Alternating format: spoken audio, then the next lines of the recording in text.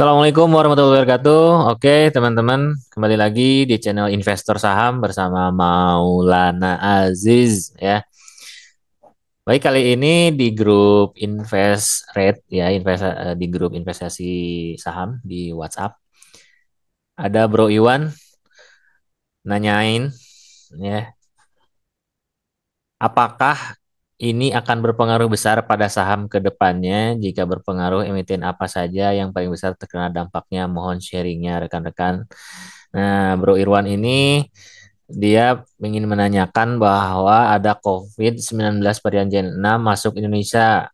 Nah, di Metro TV juga ya, COVID-19 varian Gen 1 sudah masuk Indonesia. Nah, apa nih efeknya kepada saham-saham atau emiten saham?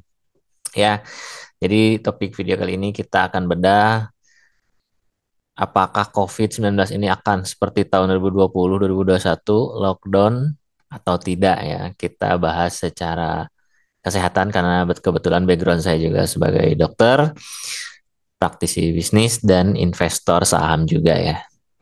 Oke, kita bahas ya.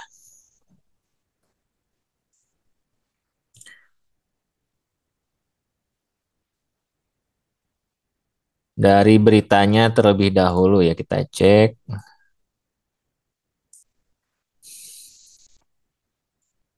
COVID.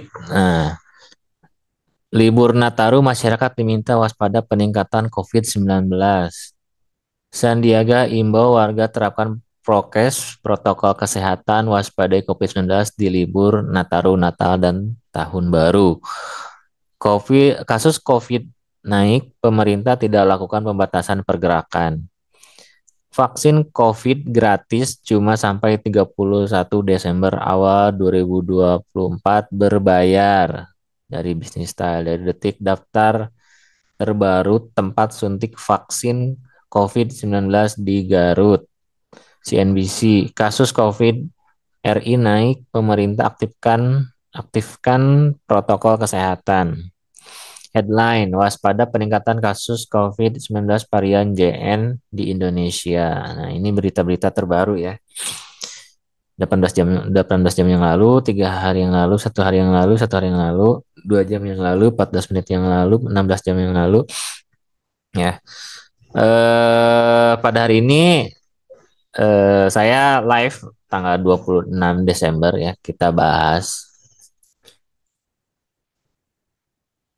kasus COVID naik, pemerintah tidak lakukan pembatasan pergerakan. Nah ini ya, pemerintah tidak melakukan pembatasan pergerakan berarti tidak di lockdown.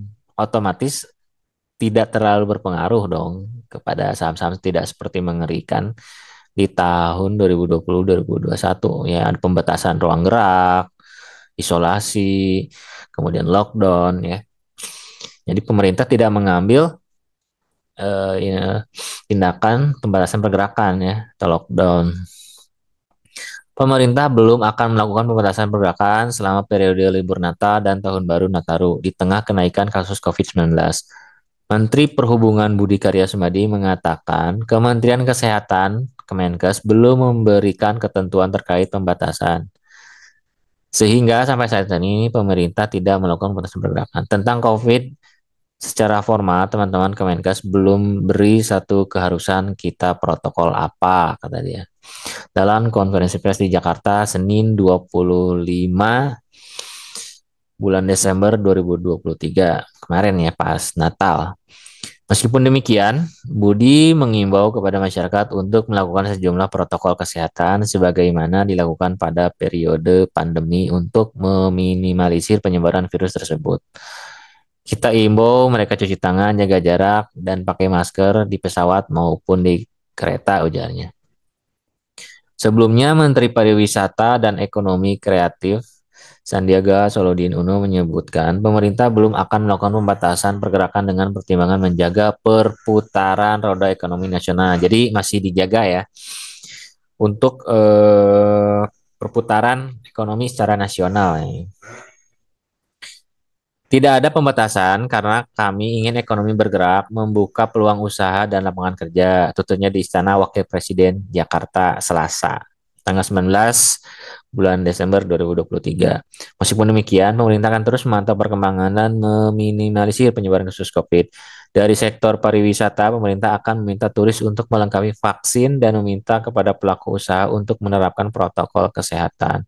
Strategi lain adalah terus berkoordinasi dengan dinas dan kementerian atau lembaga dan secara masif memberikan sosialisasi dan edukasi agar semua masyarakat patuh dan waspada terhadap peningkatan kasus COVID-19. Ucapnya. Sebagai informasi, pemerintah mencatat kasus aktif COVID-19 mencapai 2.761 kasus sampai dengan 22 Desember lalu. Meskipun melonjak, angka tersebut jauh berada di bawah status pandemi dengan 56.000 kasus aktif per minggu. Nah, jadi pemerintah masih menjaga roda perputaran ekonomi ya, jadi belum ada pembatasan ruang gerak.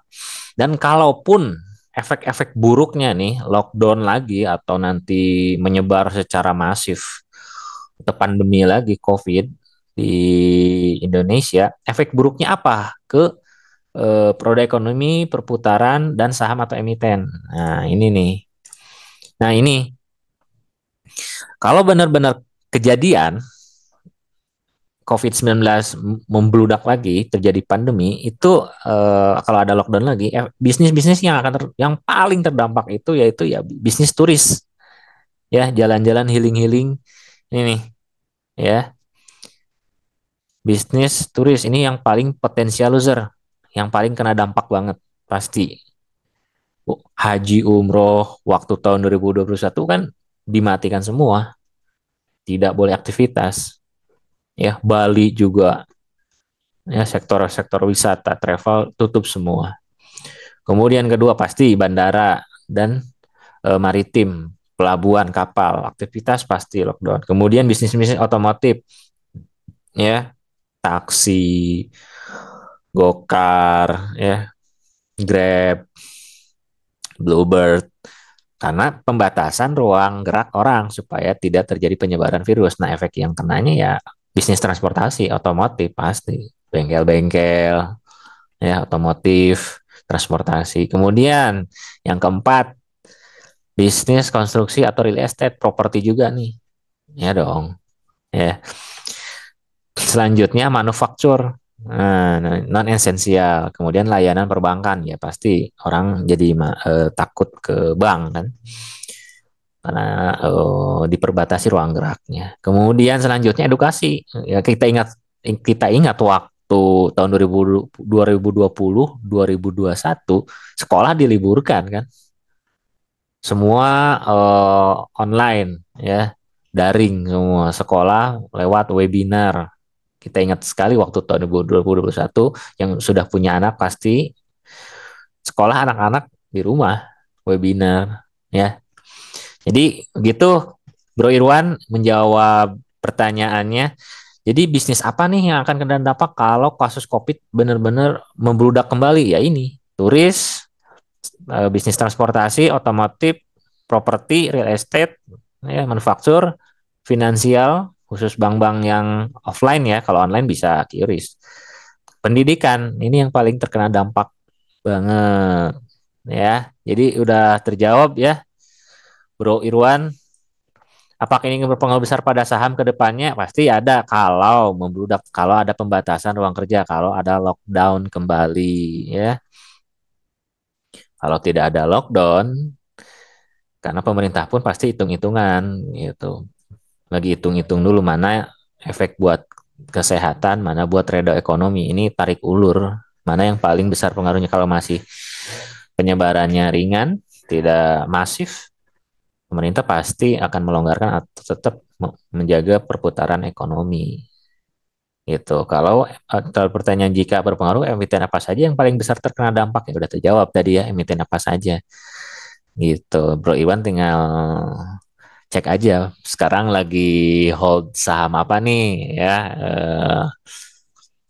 Silakan komentar. Gitu aja teman-teman. Kalau ada yang mau ditanyakan silahkan ya komentar di kolom komentar. Yang belum subscribe, subscribe dulu dan nyalakan loncengnya biar tidak ketinggalan konten-konten video selanjutnya tentang investasi saham dan bisnis. Terima kasih. Wassalamualaikum warahmatullahi wabarakatuh.